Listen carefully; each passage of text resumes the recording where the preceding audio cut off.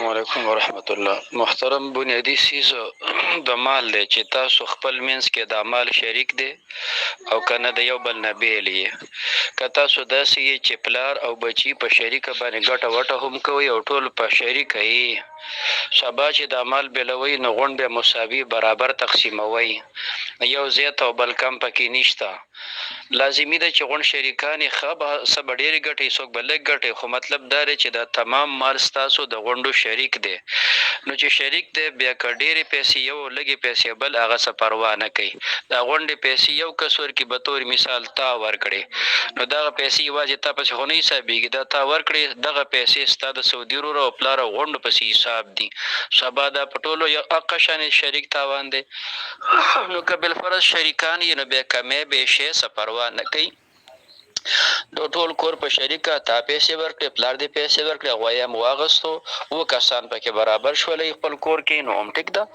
دویم صورت دا دی چې تاسو بیل بیل یې، خو صرف دا دی چې خرچه یو ځای اچوئ او نور هر سړی ځان له ګټه کوئ.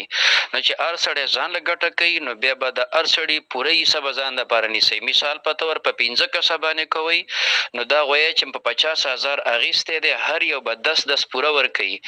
بیا د یوې حصه به دا د کمیږي نه، به داسې نشي کېدی چې مثال په طور په 50,000 مو واغستو او دا څلور پکې 11,000 ورکوي او دا یو پکې کم ورکوي، د یوې حصه کمه شوه بیا د یوه قرباني هم نه کېږي.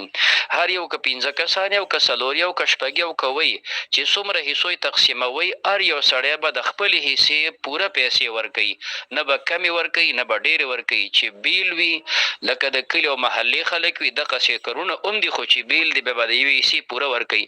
او چې نه غونډ یو شریکان یې ټول مال ډېری یو دی، نو یو کس خو دې وله ورکړي، هېڅ پروا نه کوي. بسم الله الرحمن الرحیم. محترم د هر سړي خپل ملکیت معتبر وي، نقدیت معتبر نه وي.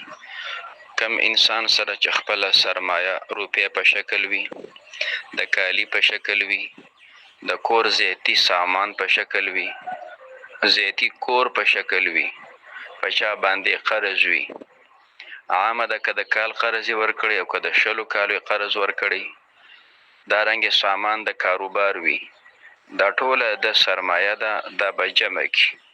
بیا چې په د باندې د چا قرض دی هغه به ترې لرې کړي. دا باقي که دې وخت کې پاتې کېږي 1,78,000 روپیه 500، 1,78,000 روپیه 500 دونه پاتې کېږي، دا مالداره دی. لہذا په د قرباني واجب ده. عامه ده که دا حساب د اختر په اوله ورځ برابرېږي، د اختر په 3 ورځ باندې دونه روپیه برابر شي، د نور پرېوتل نه وړاندې په د قرباني واجب ده. لہذا دا پکې نه وي چې ستا سرمایه په چا قرض وي، دا څه پروا نه کوي. نقد ولې لازمي نه ده، ملکیت خبره ده چې ملکیت یې وي. السلام علیکم.